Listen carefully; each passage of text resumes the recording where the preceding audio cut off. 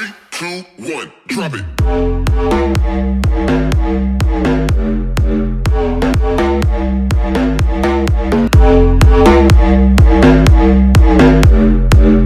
Clean and tight. So, ang unang-una sa dry, dapat wala daw water or moisture dun sa loob ng pin piping natin. So, paano natin naiiwasan yung water at moisture? Ano gagawin? Vacuuming. Okay, magba-vacuum drying tayo.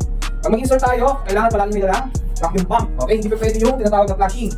Pag flushing kasi, nagpapakawala ng refrigerant at papasok dun sa pipe. Ang nangyari pagka ganon, yung refrigerant is kumakawala din sa environment.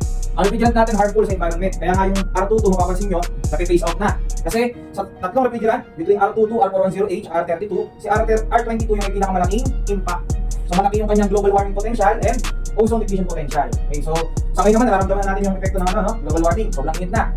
Hindi katulad ng init natin nung maliit pa tayo, nakapaglaro ka pa sa labas. Pero ngayon, talagang masusunog ka. Okay, so activity natin, so today may installation tayo na nakapag-clear na tayo. And next activity natin na hands-on ay itong installation natin wall mounted. So ito is hanggang tomorrow, yung continuation. And then, sa third day, meron tayo assessment. Sa flow ng ating hands-on training, so kung ano yung i-demo ko, ayun lang din yung gagawin nyo.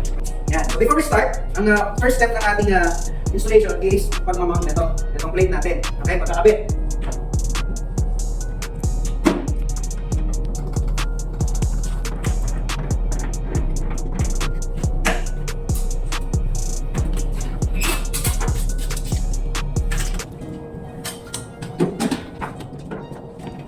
Mas locations ng video natin guys, may arrow naman siya. Okay? 1, 2, 3, 4, 5, 6, and 7. Ganun po.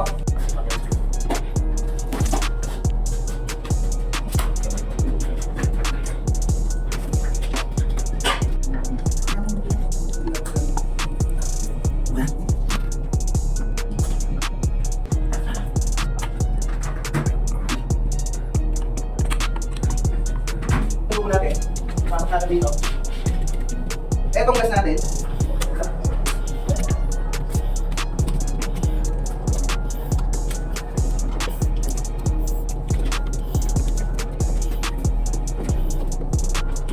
dito guys, ang setup natin, pagdating dito, i-push nyo naman siya.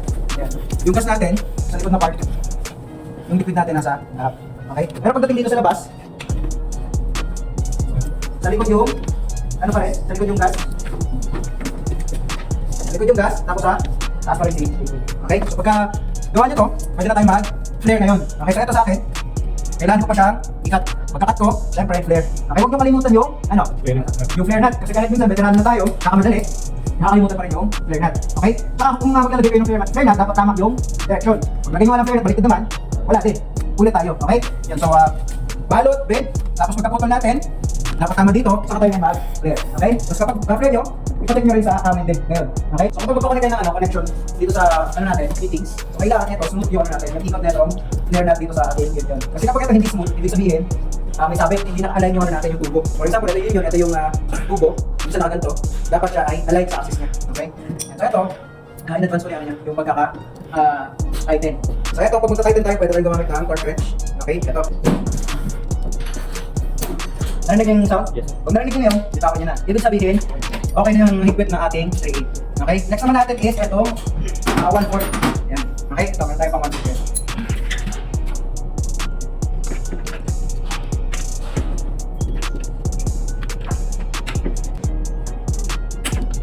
Yan. Okay. So after that guys, tapos yung connect natin sa indoor, next na gagawin natin is, dito naman tayo sa outdoor side.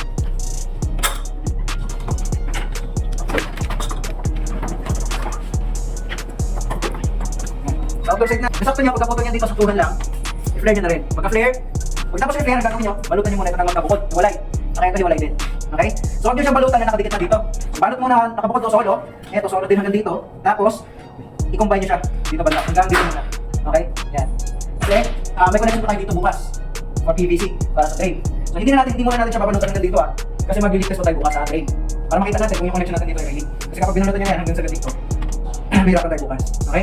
So ulit, tapos sa mag-flare sa indoor, sabi si indoor unit. Okay? Tapos, kukonect natin yung indoor connection. Okay? And then after that, yung sa ating outdoor, putol, flare, balot, magkabukod. Then, pagka balot na magkabukod, hanggang dito is hanggang dito naka-combine. Okay? Pag na-combine nyo na, yung connection natin dito na flare, i-connect na dito. Okay? Yung wiring, bukas na natin siya gagawin kasi yun yung activity natin bukas. Maliwanag ba? Okay, so hanggang doon lang muna yung gagawin natin ha. Wala muna mouse o wiring. Okay, maliwanag po? Okay, sige, continue po.